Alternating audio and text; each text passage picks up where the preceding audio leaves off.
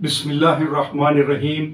ولا تکونوا کالذین تفرقوا واختلفوا من بعد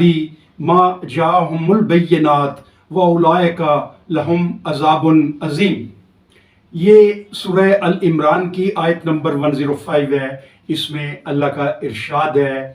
اور نہ ہو جانا تم ان لوگوں کی طرح جو فرقوں میں بٹ گئے اور اختلاف میں مبتلا ہو گئے، اس کے بعد بھی کہ آ چکے تھے ان کے پاس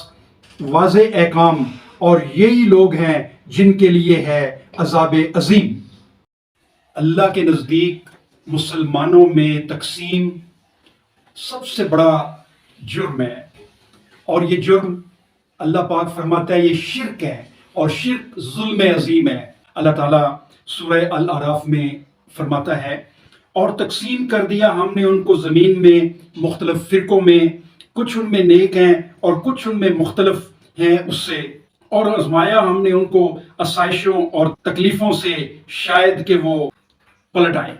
یہ سورہ الاعراف کی آیت نمبر 168 ہے۔ اس کے علاوہ اللہ پاک نے سورہ الانعام میں فرمایا ہے کہ کہہ دو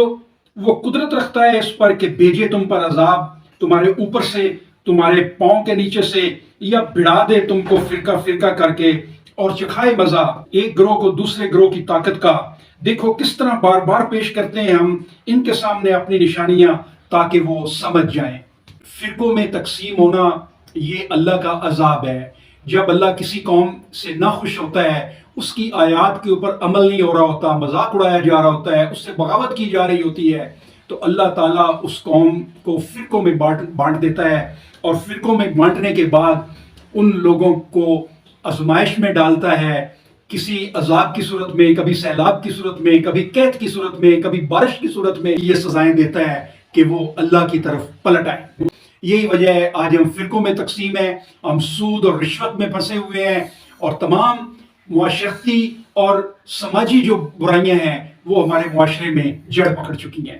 جس وقت برطانیہ یہاں بر صغیر میں آیا، اس نے مغلوں کے دور میں مغلوں کو شکست دے کر انہوں نے ہمیں فزیکلی شکست دی، لیکن کاری ضرب لگانے کے لیے مسلمانوں کے اوپر انہوں نے ہمارے مذہب میں فرقوں کو پروان چڑھایا۔ 1896 سے پہلے یہاں کوئی بریلوی نہیں تھا، 1867 سے پہلے یہاں کوئی دیوبندی نہیں تھا۔ یہ سب بعد کی پیداوار ہیں، اور یہ اس وقت کی پیداوار ہیں جب انگریز یہاں آیا ہے، اس نے ہمارے لوگوں میں فرقے پیدا کر کے ہمیں تقسیم کر دیا ہے۔ اور بھائی اور دوستو، یہ تقسیم حکم ربی نہیں، یہ جو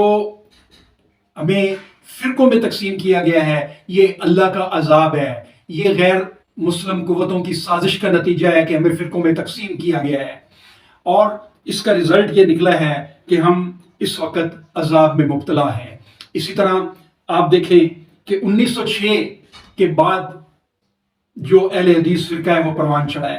اس سے پہلے کوئی اہل حدیث نہیں تھا۔ ترکوں کو عربوں سے لڑانے کے لیے ان میں تقسیم پیدا کی گئی، اور ایک نیا فرقہ گھڑا گیا اہل حدیث، جس سے ترکوں اور عربوں کو لڑا کے اس پورے علاقے کے اوپر برطانیہ نے اپنا قبضہ جما لیا۔ اہل حدیث، بریلوی، وہابی، دیوبندی، شیعہ، اس میں تقسیم ہو کے ہم رہ گئے ہیں، اور ہم غالب سے مغلوب ہو گئے ہیں۔ ہم غالب تھے پوری دنیا میں جس وقت تک ہم نے اللہ کی رسی کو مضبوطی سے تھاما ہوا تھا۔ ہمارے جو تمام فرقوں کے عالم ہیں وہ یا تو اپنی چودراہٹ کے لیے، یا مسجدوں کے اوپر قبضہ کرنے کے لیے، یا اپنے مالی فائدے حاصل کرنے کے لیے، یا لا علمی کی وجہ سے مسلمانوں کو انہوں نے تقسیم کیا ہوا ہے، اور ہم ان کے پیچھے لگ کے اللہ کے احکامات کو، قرآن کو ہم بھلا رہے ہیں، اور ہم فرقہ بندی میں پڑے ہوئے ہیں۔ بھائیو، اس فرقہ بندی سے تائب ہو جاؤ، اللہ کے عذاب سے بچو،